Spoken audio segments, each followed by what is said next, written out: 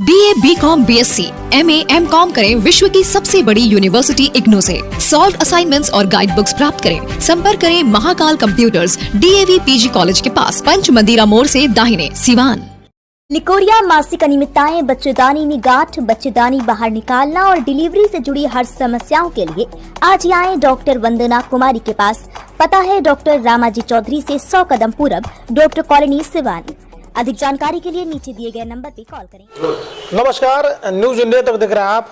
और आपको बता दें कि सिवान में नगर परिषद जो चुनाव है वो समाप्त हो चुका है और नए सभापति के रूप में सैम्पी गुप्ता चुनाव जीत चुकी हैं और नए उप सभापति के रूप में किरण गुप्ता भी चुनाव जीत चुकी हैं।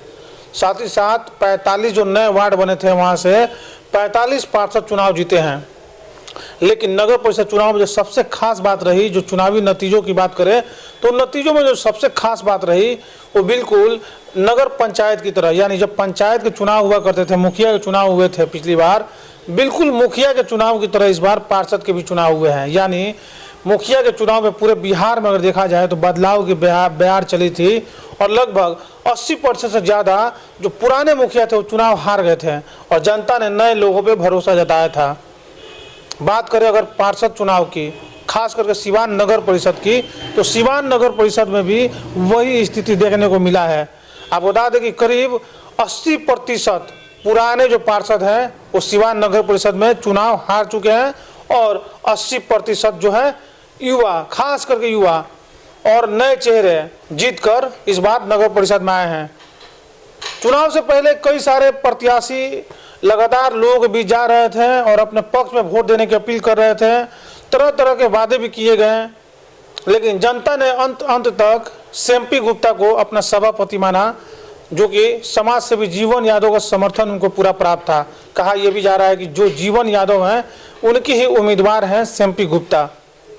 और साथ ही साथ आपको बता दें किरण गुप्ता जो उप सभापति बनी हैं, उनका भी इतिहास, अगर इतिहास की बात की जाए तो लगभग लगातार तीसरे टर्म वो लोग नगर परिषद में काबिज हैं। यानी इससे पहले उनके पति पार्षद थे, ये भी पार्षद थी और इस बार भी लगातार पार्षद जीतने के बाद उप सभापति चुनाव भी जीती हैं।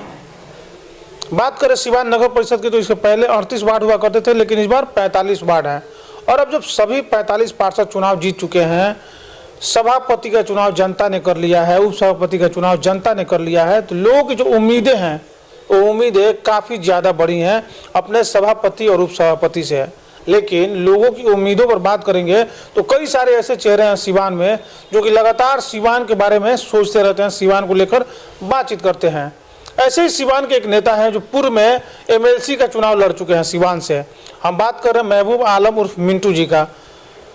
मिंटू जी का राजनीति में एक अलग ही सिवान की राजनीति में पकड़ रहता है और कोई भी आंदोलन हो, कोई भी सड़क पर प्रदर्शन हो, आप इनको हमेशा देख सकते हैं कि ये शहर के लोगों का आवाज़ बनने का काम करते हैं।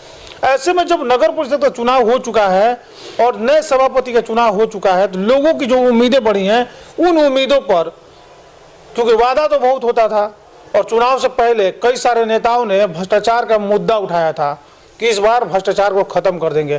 कहीं ना कहीं इस चुनाव में भ्रष्टाचारियों को जनता ने सबक सिखाने का काम किया है और एक नई बात सामने आई है इस चुनाव में देखने को मिली है कि जो लोग जनता की सेवा करेंगे वही लोग कुर्सी पे काबिज होंगे, वरना उनको जनता 5 साल बाद हटा देगी। ये भी बात तय हो गई इस चुनाव में।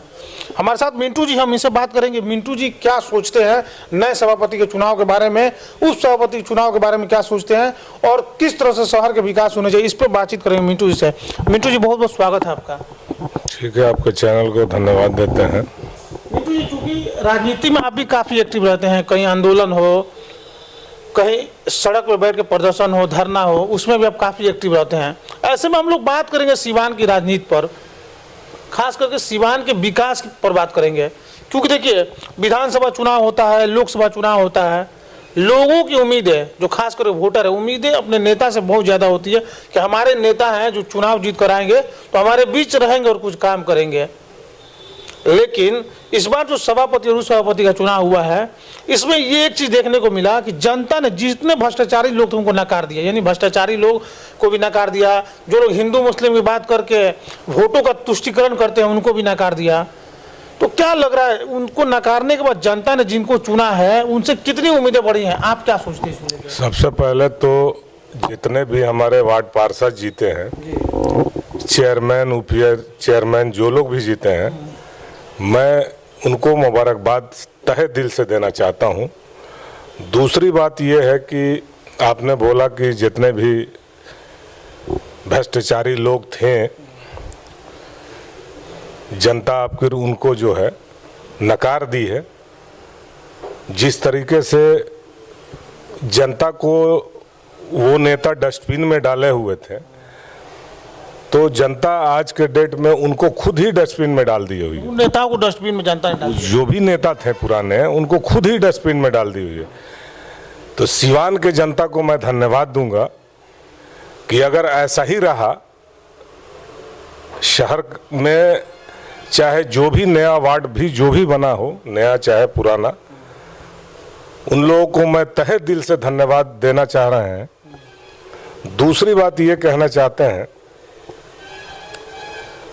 कि जितने नए लोग आए हुए हैं, इनका एक जुनून है, काम करने का एक इनके अंदर जज्बा है। हम यही उन वार्ड पार्षदों से कहेंगे कि उसी जज्बे के साथ काम करेंगे।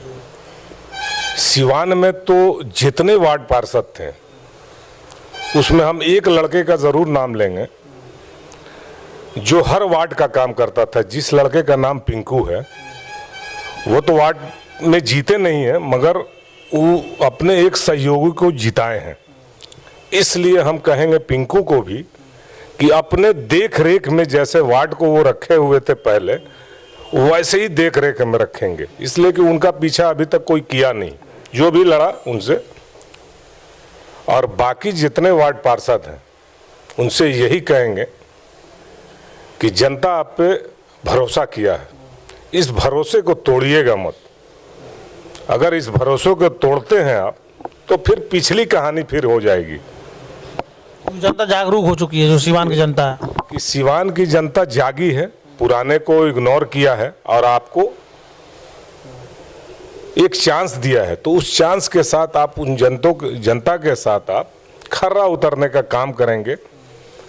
सिवान का तो जितना वार्ड है, ये सिवान की जनता से छिपा हुआ नहीं है। किसी वार्ड में काम कैसे होना चाहिए, कितना सफाई होना चाहिए, ये शहर की जनता देख रही है। तो अगर भरोसा आपने किया है, तो उस भरोसे पे खर्रा उतरिएगा। बिल्कुल, ये बिल्कुल सही बात है कि जनता ने अगर आप पर जो 45 पार्षद है उन पर भरोसा जताया है, तो उनको चाहिए कि भरोसे पे खरा उतरे, क्योंकि यही जनता 5 साल बाद आज आप पे भरोसा कर सकती है, तो आपके भरोसे को तोड़ भी सकती है और आपको कुर्सी से हटा भी सकती है। इसलिए आप भी उस पर जनता पे भरोसा कीजिए और जनता का काम कीजिए। जनता तो आपने आप पे भरोसा जनता की ही है। अच्छा, ये जो सभापति का चुनाव हुआ है, क्योंकि एक मुद्दा शुरू से चला था, भ्रष्टाचार हटाना है, भ्रष्टाचारियों को हटाना है, भ्रष्टाचारियों को हटाना है। क्या माना जाए मिंटू जी, भ्रष्टाचारी तो खत्म हो गए लगभग? देखिए, भ्रष्टाचारी लोग थे जो जीत गए तो खत्म हो गए थे, वो तो खत्म हो गए। तो अभी एकदम बिल्कुल साफ सुथरा लग रहा है नगर परिषद, जो लोग भी जीत। बहुत सारे वार्ड लोगों पे केसेस हैं, भ्रष्टाचार का केसेस है। इसका फैसला हम आप क्या करेंगे, कोर्ट फैसला करेगा और कोर्ट का जो भी फैसला आएगा वो जनता के हित में आएगा। मगर अभी जो हमारे चुनाव मैदान में सभापति में जो लोग भी जीते हुए हैं, उनसे हम यही कहेंगे कि जनता चाहे जिस तरीके से आपने चुनाव जीता है, जनता के बीच जनता आप पे एतबार किया है, उस पर आप भी खर्रा उतरने का काम करेंगे। इसलिए कि जनता अभी हिंदू मुस्लिम के नाम पे वोट नहीं दिया है, एक इंसानियत के नाम पे हर कास्ट के लोग उनको वोट दिया है। तो कोशिश उनकी यही रहनी चाहिए कि जातिवाद ना करें। अच्छा, क्या लग रहा है जो भ्रष्टाचारी लोग थे जिन पे FIR पूर्व में दर्ज हुआ था, क्या लग रहा है जो नए सभापति जीत कर आए हैं, खासकर जीवन यादव से लोगों को काफी उम्मीदें हैं, तो उन भ्रष्टाचारियों पर क्या कार्रवाई होनी चाहिए? अब इसके लिए पहल करनी चाहिए? नहीं, कार्रवाई तो अब तो उन्हीं को करना है ना। तो अभी तो हमारा ख्याल है शपथ लिए हैं कि नहीं लिए हैं। नहीं। शपथ लेने के बाद आगे की उनकी क्या रणनीति। क्योंकि शपथ तो एमपी गुप्ता लेंगे, जीवन यादव ने अपना समर्थन सहयोग किया है, उन्होंने सहयोग किया। शिल्पी गुप्ता चेयरमैन तो शिल्पी गुप्ता है, मगर उनके सहयोगी हैं जीवन यादव, तो रिमोट तो उन्हीं के हाथ में रहेगा। ये तो सारा जनता जान रहा है, सिवान की जनता सबको मालूम है कि रिमोट वही लेके बैठे हैं। वो तो नाम के लिए एक जो है ना, शिल्पी गुप्ता एक नाम की चेयरमैन रहेंगी, चाबी तो रहेगा जीवन यादव के पास। चलिए चाबी लेके ही काम करें, अच्छा काम करें, विकास करें। विकास होना चाहिए, चाहे जिस तरीके से चुनाव जीते हैं उस पर हम कुछ नहीं कहेंगे, हम उनको भी धन्यवाद देंगे। युवा पीढ़ी है, हम उम्र के लोग हैं। सभी लोग लड़ाई लड़ रहे थे, बड़े बड़े वादे कर रहे थे, उसके बावजूद अब चुनावी नतीजे आए तो फासला बहुत दूर तक। कई सारे ऐसे दिग्गज नेता जो अपने आप को दिग्गज कहा करते थे, वो एक ही बार बाउंड्री के बाहर चले गए, कहाँ फेंका है पता ही नहीं चला। देखिए जनता अभी जागरूक हो गई है, तो जनता को मैं धन्यवाद क्यों, अभी आपको बोला ना कि जनता को मैं धन्यवाद दे रहा हूं कि जनता कब किसको फेंक देगी ये तो समय बताएगा ना। तो इसलिए हम कहेंगे अभी शिल्पी गुप्ता और जीवन यादव जी से कि 5 साल के लिए आपको बनाया गया है, तो ऐसा काम कर दिखाइएगा। जो दिखाना था आपने तो दिखा ही दिया, आगे भी दिखाइएगा कि जनता आप पे भी विश्वास करे। ऐसा ना हो कि फिर उन जैसे दागियों की तरह आपके ऊपर दाग ना लगे, यही हम आपसे कहेंगे कि वैसा नहीं काम हो कि फिर जनता जो है। ऐसा काम जो सिवान में होना चाहिए, नगर परिषद क्षेत्र में आता हो और वो काम होना चाहिए और वो एक सभापति का अधीन आता हो, ऐसा कुछ काम। देखिए सिवान का जो भी है काम, अभी तक आपको लग रहा है, अभी तक आप एक चीज बता दीजिए, यहाँ 8 विधायक हैं, सिवान 1 MP हैं, तो आपको लग रहा है कि मरहूम डॉक्टर मोहम्मद शहाबुद्दीन साहब के बाद कोई काम अगर हुआ हो सिवान में तो एक भी हमको गिना दीजिए। अब ये लोग क्या करेंगे ये तो समय और वक्त बताएगा। जनता वोट दी है, जनता पूछेगी। अब तो ये नहीं ना है, अब तो डायरेक्ट आप जाके पूछ सकते हैं, जनता चुनी है ना, तो जनता को अधिकार है पूछने का, पूछ सकती है। और मुझे नहीं लग रहा है कि मरहूम डॉक्टर मोहम्मद शहाबुद्दीन साहब विशेष काम जो होने चाहिए, काम तो पूरा का पूरा है, आप विशेष काम ये तय करेंगे ना। काम कुछ हुआ ही नहीं है। अरे एक चीज बता दीजिए कि मरहूम के बनाए हुए पे एक पोचारा नहीं लग रहा है, तो अब आगे ये लोग क्या करेंगे ये तो अब जनता पूछे। हम तो यही कहेंगे जनता को ही पूछना है, नहीं तो मरहूम डॉक्टर मोहम्मद शहाबुद्दीन साहब के बाद आप बता दीजिए कि सिवान में एक भी कहीं कोई काम नया हुआ हो। मुझे तो अफसोस लगता है कि काम होना चाहिए, कि कुछ ना कुछ काम होना चाहिए। विधायक हैं, प्रेजेंट MP हैं, सारे लोग हैं, बता दीजिए। आप लोग भी तो चैनल वाले लोग हैं, बताइए कोई काम नया कुछ भी सिवान में हुआ हो। एक पार्क तक नहीं है जहाँ की हमारे बच्चे जाके, छोटे बच्चे, शहर के बच्चे जाके वहाँ संडे के दिन भी जाके अपना जो है कम से कम एंजॉय करें, बच्चे फैमिली लेके जाएं। कोई ऐसा काम दिख रहा है आपको? बिल्कुल। तो ये महबूब आलम जी थे जो कि साफ तौर पे बातचीत कर रहे थे और बता रहे थे जो कार्य होने चाहिए। यानी बहुत सारे ऐसे कार्य हैं जो सिवान में पिछले कई वर्षों से ठप पड़े हैं। ऐसे में जब नए सभापति और उप सभापति जो जीत कर आए हैं उनसे लोगों की उम्मीदें बढ़ी है। इन्होंने कहा है कि खासकर जीवन यादव की तरफ इशारा करते हुए उन्होंने कहा है कि उनको जनता के भरोसे पर खरा उतरने की जरूरत है और सिवान को विकास के राह पर ले जाने की जरूरत है। आप बता दें कि खेल को लेकर इन्होंने जिक्र किया है कि एक अच्छा खेल मैदान होना चाहिए, एक अच्छा पार्क होना चाहिए। हालांकि आपको बता दें कि शहर के बीचों बीच एक राजेंद्र पार्क है जो कि हमारे देश के पहले राष्ट्रपति डॉक्टर राजेंद्र प्रसाद के नाम पर एक राजेंद्र पार्क है। हालांकि उसमें भी लोगों ने लूट खसोट मचाने का काम किया। मामला अभी भी उन पर FIR भी हुआ है इसको लेके। लेकिन जब जीवन यादव आ चुके हैं और शिल्पी गुप्ता सभापति कुर्सी पर बैठ गई हैं तो कहीं ना कहीं लोगों को ये भी उम्मीद है कि जितने भ्रष्टाचारी थे उनके ऊपर कहीं ना कहीं कार्रवाई होगा। हम लोग भी उम्मीद करेंगे कि जो लोग भी जीत गए हैं 45 पार्षद, वो सिवान के शहर के विकास के लिए आगे काम करें, नगर के विकास के लिए। जी क्या कर रहे हैं? एक आपसे यही मेरा रिक्वेस्ट है आप चैनल वाले लोगों से कि सिवान में एक चाइल्ड पार्क होना चाहिए जिसका नाम होना चाहिए मौलाना मजलुल हक साहब के नाम पे एक पार्क यहाँ होना चाहिए। इतनी बड़ी हस्ती, इस हस्ती के बारे में आप सभी लोग जानते हैं, मगर एक चीज उनके नाम पे सिवान में नहीं है। तो हम यही कहेंगे आप चैनल वाले लोगों से कि आप लोग डिमांड कीजिए, हम तो डिमांड कर ही रहे हैं कि उनके नाम पे मौलाना मजलुल हक साहब के नाम पे एक चाइल्ड पार्क होना चाहिए। वो चाहे यहाँ के सभापति करें, चाहे एमपी करें या विधायक करें, फंड की कमी तो है नहीं। बिल्कुल, तो जो राष्ट्रपति, पूर्व राष्ट्रपति डॉक्टर राजेंद्र प्रसाद थे, उनके नाम पर एक पार्क है। लेकिन मिंटू जी ने आज हमारे चैनल के माध्यम से एक मांग रखा है कि जो खास कर बच्चे हैं उनके लिए एक पार्क सिवान के बीचों बीच या कहीं भी बनना चाहिए, जिसका नाम मौलाना मजरुल हक साहब के नाम पर हो। अभी हाल ही में उनकी जयंती भी बीती है और बड़ी धूमधाम से मनाई गई।